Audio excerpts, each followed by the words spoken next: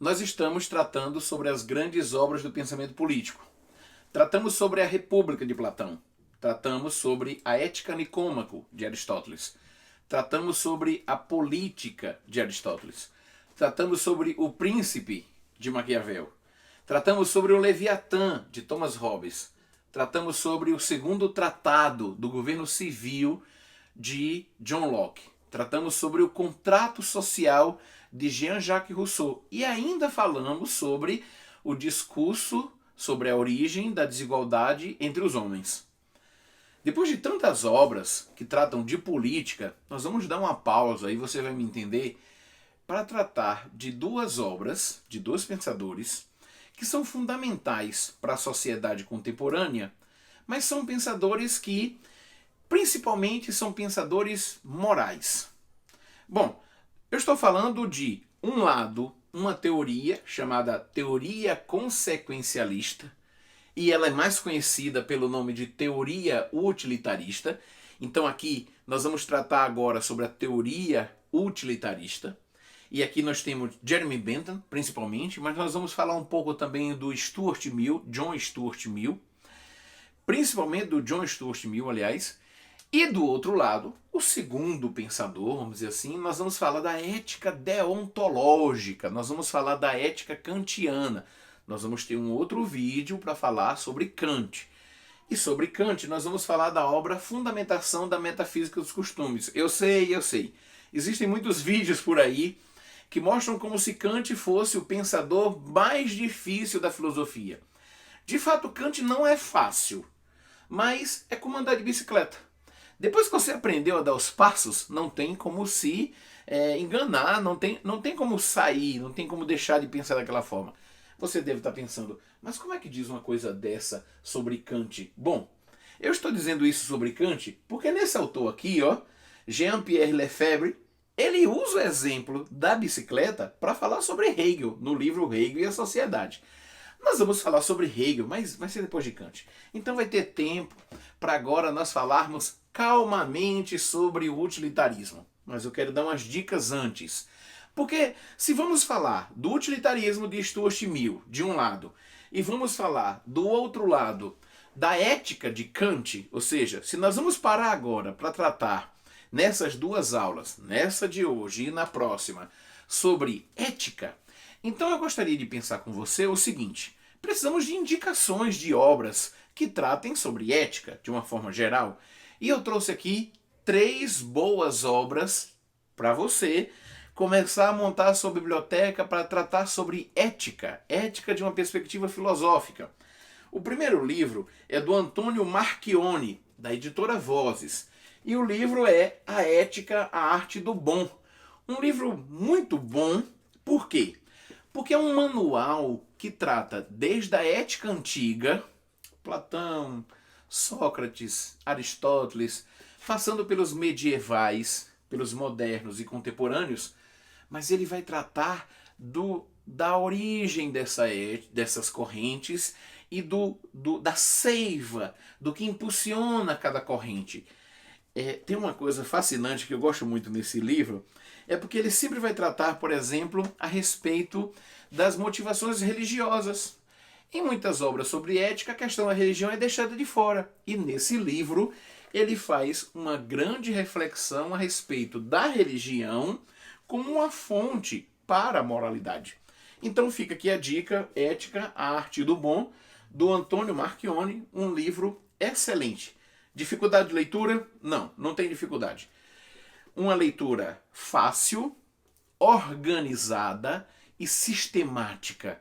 Então te dá uma tranquilidade, porque na medida que você vai avançando nos capítulos, você percebe que os capítulos vão entrando um em relação com os outros. Muito bom. Um livro que já se tornou clássico na literatura em português é o livro Ética, do grande escritor Fábio Conder Comparato. Ética, Direito, Moral e Religião no Mundo Moderno. Bom, embora no título tenha Mundo Moderno, de fato o livro ele pode ser pensado de duas formas. Primeiro, tem uma parte mais sistemática da ética, em que ele vai tratar de conceitos da ética. e depois tem aquela parte mais histórica, que é isso que eu quero propor para vocês. E embora tenha, como eu estava dizendo, a palavra moderno, mundo moderno, essa obra faz um apanhado histórico do que vem ser a ética. E por que isso é importante? É importante a gente ter esse panorâmico histórico, porque a gente vai percebendo as mudanças dos paradigmas morais na medida em que a própria sociedade muda. Por exemplo, no pensamento medieval, existe uma forte influência religiosa no pensamento ético. Há aquela frase famosa, em latim diz, bonum facendo, maluco evitando, faça o bem e evite o mal. Mas se você chamasse um homem medieval culto e perguntasse o que é o bem, ele responderia que o bem equivale a fazer a vontade de Deus. Quando você pergunta a um homem contemporâneo culto o que é o bem, ele vai ter diversas versões, porque a nossa sociedade é uma sociedade mais complexa, mais plural. Ela tem conexões com outras sociedades e acaba conhecendo outros paradigmas de moral. Então é interessante a gente ter esse painel para a gente perceber como as escolas e as teorias se transformaram no tempo e com o tempo. Um último livro que eu quero indicar para você é do grande pensador alemão, mas que viveu aqui na América Latina durante muito tempo, então há alguns vídeos dele no YouTube. Está vivo, Ernest Tungenha, Ernest Tungenha, e você pode colocar, editora Vozes, o livro é Lições sobre Ética, um livro fantástico. Agora sim, dessas 3 obras que eu estou indicando para você sobre ética, esse aqui é o mais questionador. Ele é o mais incisivo. Ele é o mais, como é que eu posso dizer? Ele é o mais penetrante. Ele argumenta de forma mais, assim, mais direta. Então, às vezes, você está caminhando na leitura do livro e de repente percebe que o livro te colocou numa situação em que você tem que questionar os passos que você tinha acabado de dar na leitura. Então é um livro que vai desafiar um pouco mais a sua compreensão, mas com certeza você vai ler com tranquilidade, porque é aquela ideia de a leitura ser feita dando passos. Você deve dar passos. Como assim, Daniel? Como dar passos? Se você está lendo frequentemente livros fáceis, você sempre vai ficar naquele nível de leitura. Então, desafia você mesmo. Você lembra que no início do nosso curso, nós propomos que você fizesse uma trilha conosco? Uma trilha pelos caminhos do pensamento? Às vezes na trilha nós temos um caminho tranquilo, às vezes nós temos um caminho íngreme, às vezes nós temos que descer a pedras, a dificuldades. Então, a leitura funciona nessa dinâmica. Você tem que se desafiar. Se você sempre caminha 1000 metros, daqui a um tempo 1000 metros não vai oferecer dificuldades para a sua caminhada. Mas aí você tem que colocar, agora eu vou caminhar 1100, 1200, 2000 metros, 3000 metros. Desafiar-se para que você possa crescer, não só na sua vida de caminhadas, mas também na sua vida de leituras. Então, não tenha receio. Você pode pensar assim, esses grandes pensadores são como gigantes. E eu sou um anão, eu sou muito pequeno. Por exemplo, diante da obra de Platão. A cada ano, acredite, eu leio novamente a obra de Platão. Por quê? Porque é um grande gigante. Um gigante. Nossa, é um gigante. E eu sou um anãozinho. Então o que é que eu faço? Por que ler esse gigante? Eu compreendo tudo? Não, não compreendo tudo. Mas na medida em que eu vou lendo, o anãozinho vai subindo nas costas do gigante. Que era uma frase medieval, inclusive. Então o anãozinho compreende melhor, vê um pouco mais adiante, porque ele está subindo no gigante. Bom, nós vamos falar sobre a ética utilitarista. Quando eu estou dando aula sobre a ética utilitarista, eu gosto muito de uma concepção de Jeremy Bentham, que foi o seu fundador. E Jeremy Bentham era um pensador impressionante, porque ele reuniu um grupo de amigos que compartilhavam as mesmas ideias, eles trocavam ideias sobre essa ética, e ele pensa uma ética que ajude o ser humano a resolver a questão da moralidade, vamos dizer assim, de forma mais objetiva, de forma a elaborar com a moralidade um cálculo. Tanto que a ética utilitarista, ela vai ser realmente um cálculo que vai ser realizado. Eu vou explicar como isso vai funcionar. Jeremy Bentham entende que, em termos de moralidade, nós temos dois mestres que nos ensinam o que nós devemos fazer e o que nós não devemos fazer. E o primeiro mestre diz respeito ao prazer, a noção que nós temos de prazer. O prazer, então, nos ajuda a entender o que é o bem. E aí eu preciso explicar calmamente o que é essa noção de prazer. Mas também nós temos um outro mestre, que é a dor. E a dor deve ser evitada tanto na nossa vida quanto na vida dos outros. Pois bem, o prazer, então, a gente vai entender como primeira ideia sobre o prazer. Nós vamos fazer diversas concepções do prazer aqui, mas a primeira ideia do prazer que nós vamos entender é a seguinte: o prazer é aquilo que afasta a dor. O prazer é a ausência da dor. Qual é a concepção, então, que ele pensa? Veja só. O que seria fazer a coisa certa? O que seria justo? Há um livro, inclusive, chamado Justiça, do Michael Sandel, um filósofo de Harvard, que tem um interessante capítulo nesse livro, o segundo capítulo do livro, O Utilitarismo, em que ele vai explicar isso que eu estou trazendo para você.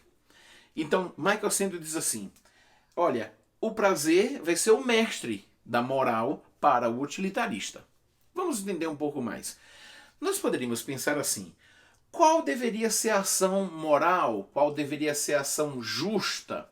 E nós vamos chegar à seguinte concepção: justiça é a distribuição da sensação de bem-estar para o maior número de pessoas. Como assim? Na medida em que eu contribuo para o bem-estar, que a minha decisão vai contribuir para o bem-estar para o maior número de pessoas, aquilo que eu estou fazendo é justo, aquilo que eu estou fazendo é correto.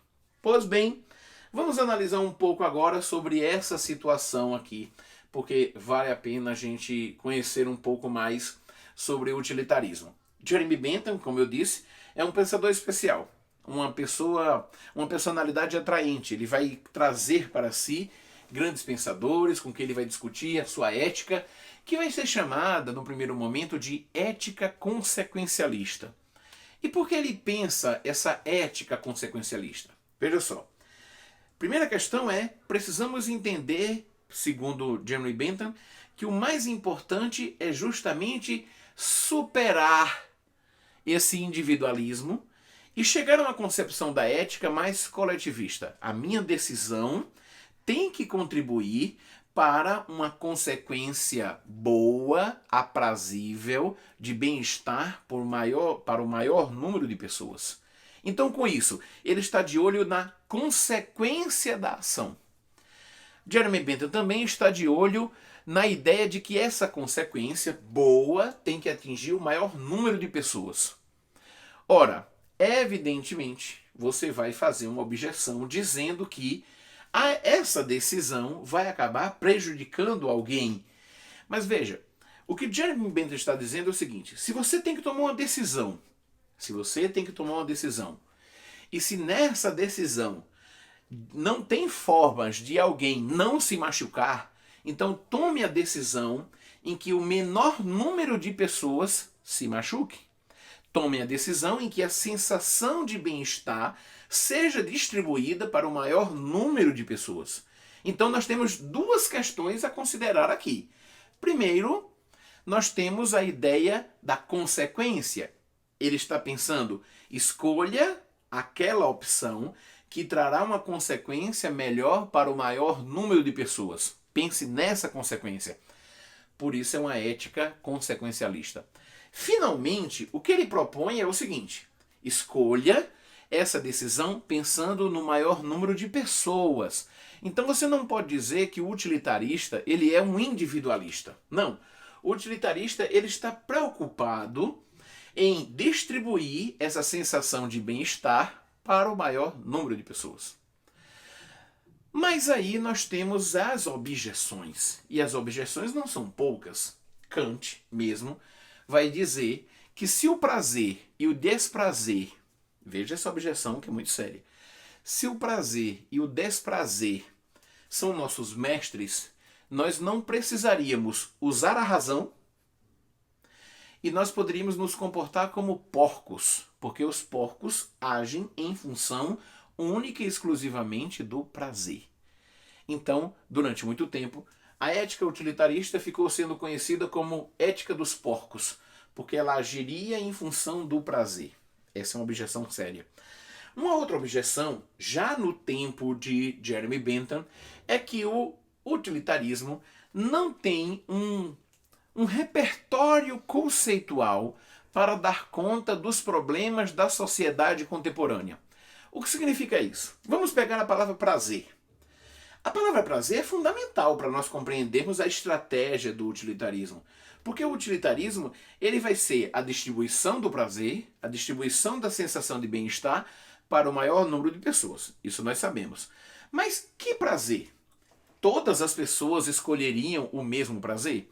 Então, a ideia de Jeremy Bentham é que o prazer é uma escolha natural, imediata. Mas aí eu vou fazer uma pergunta a você. Imagine que você vai passar 30 dias numa ilha deserta. 30 dias numa ilha deserta. Muito bom, não é isso? Ótimo. Imagine agora que você tem 3 opções. Você pode escolher 3 opções. Primeira opção é você levar uma sequência de vídeos, daquelas vídeos cacetadas que você vê na TV ou que você vê na internet. Essa é a primeira opção. Segunda opção é você levar, deixe-me ver aqui, você levar uma série de TV, por exemplo, Os Simpsons, ou The Walking Dead, ou qualquer série que você imaginar. Seria essa, Os Simpsons, por exemplo, para delimitar. E a terceira opção seria você levar a obra completa de Shakespeare. Eu vou perguntar o seguinte a você. Você já escolheu a sua opção? Qual dessas 3 você levaria? Pois é, eu não vou perguntar qual opção você levaria. Eu vou perguntar se você me garante que todos os seres humanos escolheriam a mesma opção. E você vai dizer que, sim, os seres humanos não vão escolher a mesma opção. Por quê? Porque nós não temos a mesma compreensão do que é prazer. A compreensão do que é prazer não é a mesma para todas as pessoas. Então, houve um problema de conceito no utilitarismo ao dizer que a noção de prazer é uma noção imediata, uma noção natural.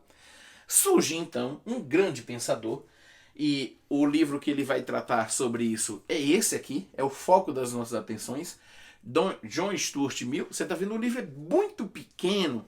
Nessa edição, ele tem 94 páginas, mas você tem que considerar que só de introdução ele tem 20 páginas. Então é um livro pequeno. Mas não significa que é um livro simples. Pelo contrário, é um livro denso. Há também um outro livro, aqui eu tenho pela editora Saraiva, o livro Sobre a Liberdade, do John Stuart Mill. Também um livro extremamente interessante. Por quê? Porque, observem, John Stuart Mill é um pensador prodígio. E essas obras que ele escreveu com o objetivo de salvar, de defender o utilitarismo. O seu pai, ele pretendia já, quando o filho nasce, ele tinha a pretensão de que o filho deveria ser um grande filósofo utilitarista. Então, John Stuart Mill, ele foi educado para se tornar um grande pensador. Aos 3 anos, John Stuart Mill já lia em grego.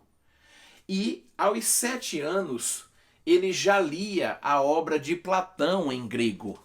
Aos 11 anos, ele já lia em grego, em latim, e ele escreve uma história do direito romano aos 11 anos de idade. Então, foi um garoto prodígio que foi pensado para se tornar um grande intelectual. Pois bem, a questão que ele tem que enfrentar é a questão do prazer. Veja, há 2 questões que John Stuart Mill vai ter que lidar, questões centrais. A primeira questão é a seguinte, e aí, para responder essa primeira questão, nós temos o utilitarismo, E para responder a segunda questão, nós temos o conceito sobre a liberdade. Eu vou começar pela segunda questão. Se a justiça, se a moral é um cálculo, veja, como assim um cálculo, Daniel? Vamos voltar ao conceito de justiça. Justiça, ou moral, ou o que devemos fazer, é a distribuição da sensação de bem-estar para o maior número de pessoas. Se é assim, onde fica o valor da liberdade do indivíduo? Se é simplesmente um cálculo. Por exemplo, se eu tenho que optar entre salvar entre 5 pessoas e uma pessoa, onde fica a liberdade desse indivíduo? Uma das objeções mais sérias com relação ao utilitarismo é que o utilitarismo não considera o indivíduo isolado. Ele não considera a liberdade do indivíduo. Você deve lembrar, se você é aluno de direito, mas se não, você deve já ter ouvido falar de um livrinho chamado O Caso dos Exploradores de Caverna. Esse livro traz um grande problema utilitarista.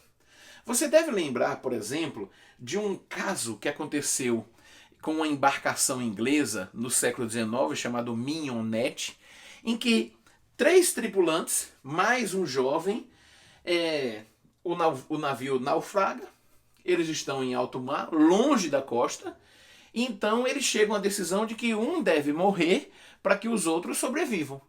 A questão é, esse um que deve morrer, ele não escolheu morrer. E como é que fica a questão da liberdade dele? Para responder a questão da liberdade no âmbito do utilitarismo, e isso eu vou deixar para que você possa ler e matar sua curiosidade, eu sugiro o livro Sobre a Liberdade do Stuart Mill. Mas para responder à questão do prazer, como nós colocamos agora há pouco, essa objeção do prazer, ou seja, o utilitarismo não teria um conjunto de conceitos que desse conta da própria problemática. Entre esses conceitos, o conceito de prazer. Eu disse agora há pouco que Jeremy Bentham afirma que a noção de prazer é um prazer imediato, é um prazer natural. O que vai ocorrer então é que nós fizemos um teste e percebemos que as pessoas não têm a mesma noção de prazer, não têm a mesma concepção de prazer. Então como é que nós vamos garantir o cálculo se a concepção de prazer é diversificada entre os seres humanos? Só que aí nós temos uma outra questão para pensar agora. Stuart Mill vai dizer que o prazer não é um prazer imediato e natural. Ele então vai dizer que esse prazer deve ser um prazer amadurecido, um prazer diferenciado, um prazer marcado pela intelectualidade. O próprio John Stuart Mill era um grande intelectual e com certeza a vida intelectual proporcionava muito prazer a ele. Mas aí surgiu uma outra objeção. E você vai perceber que, embora o utilitarismo seja extremamente interessante para nós pensarmos as decisões morais, por exemplo, aquele clássico problema do bonde, você deve conhecer. O problema diz o seguinte: você está num bonde, o bonde está descendo, alta velocidade, o freio está quebrado e você só consegue mexer o bonde para a direita ou para a esquerda. Se você mexer o bonde para a direita, tem 5 funcionários trabalhando na linha férrea e você vai matar os 5 funcionários. Se você mexer para a esquerda, tem um funcionário mexendo na linha férrea e você vai matar um funcionário. Então, você vira para a direita ou vira para a esquerda? Se você é um utilitarista e percebe a noção de utilitarismo como um cálculo, essa questão está resolvida. O mal menor. Vai haver um mal nessa escolha. Não tem como você simplesmente soltar. Ele não vai para o caminho do centro. Ele vai ou para a direita ou para a esquerda. Não tem outra opção. Não tem como pular, não tem como avisar, não tem como gritar. Só tem como virar para a direita ou para a esquerda. Então, esse realismo duro do utilitarismo nos ajuda a pensar questões nesse nível como um cálculo. Mas, quando nós tratamos do conceito de prazer, nós vamos perceber esse problema. Então, Stuart Mill vai dizer que o prazer é um prazer elaborado. É um prazer intelectual. Surge então uma nova objeção. E dessa vez uma objeção ao pensamento de Stuart Mill, dizendo o seguinte: se o prazer é uma questão intelectual e elaborada, observe, Apenas as pessoas que têm essa intelectualidade poderiam escolher bem moralmente, uma vez que elas teriam essa condição moral de saber o que é o prazer? O utilitarismo seria, portanto, uma teoria que começa propondo resolver questões morais com objetividade, quase como um cálculo, e acabaria tendo se tornado apenas uma teoria intelectual elitista, ou seja, apenas poucas pessoas poderiam escolher o que é moral? Ufa, são muitas questões sobre o utilitarismo. Mas vale a pena perceber que o utilitarismo é importante. O utilitarismo está entre nós. Quando nós nos reunimos e temos que tomar uma decisão, seja no campo de futebol, seja entre os amigos, e quem vai fazer isso, quem vai fazer aquele, eu vou, e a decisão da maioria conta, não seria essa uma decisão utilitarista? Quando nós dizemos assim, fulano vai fazer isso, e nós tomamos essa decisão, mesmo que seja um prejuízo para fulano, não é uma decisão utilitarista? E aí eu vou deixar você com uma última questão. Nesse período da pandemia, em que tínhamos que escolher entre a segurança da maioria ou a liberdade do comércio, e muitas cidades escolheram lockdown, a segurança, e portanto fecha o comércio para garantir essa segurança na área da saúde. Essa não seria também uma decisão utilitarista em que mesmo algumas pessoas iam acabar tendo um dano? Mesmo assim, nós tivemos que optar pela questão da segurança? Veja, essa não foi uma decisão também utilitarista? Então, nós temos uma teoria amplamente utilizada. E nos filmes? Comece a pensar nos filmes. Você deve ter assistido aquele filme Vingadores. A pergunta é, Thanos é utilitarista? Outro dia a gente pode responder sobre isso. Mas agora eu quero que você comece a associar essas teorias com a vida real. Tanto o utilitarismo é difundido e prático, quanto ele é objeto de objeções. Vale a pena conhecer a teoria utilitarista. Vale a pena refletir sobre essa teoria. E então, refletindo sobre ela, compreender como essa teoria influencia as nossas decisões, influencia a nossa concepção de mundo. Eu te agradeço muito. Sugiro a você, tome nota, O Utilitarismo, de John Stuart Mill, em que ele vai tratar dessas objeções ao utilitarismo. É um livro precioso que você deve ler. Aconselho a você Sobre a Liberdade, John Stuart Mill, mais Ernest Tungenhar, Lições sobre Ética, em que ele vai trazer uma versão plausível de utilitarismo. Ele vai analisar várias correntes morais e vai propor uma versão aplicável, plausível do utilitarismo. Vale a pena conferir, correto? Fica essa dica, espero que você esteja gostando e que todas essas interrogações e todas essas questões não sejam apenas questões retóricas, não foram. A intenção é fazer com que você pesquise, leia, investigue sobre a questão da moral utilitarista, para que você saiba, quando alguém fala que essa ação é utilitarista, o sentido dessa argumentação. E você possa também se posicionar diante de uma argumentação utilitarista. Ficamos por aqui. Um grande abraço e até o nosso próximo encontro, quando vamos falar sobre Kant e a fundamentação da metafísica dos costumes. Obrigado.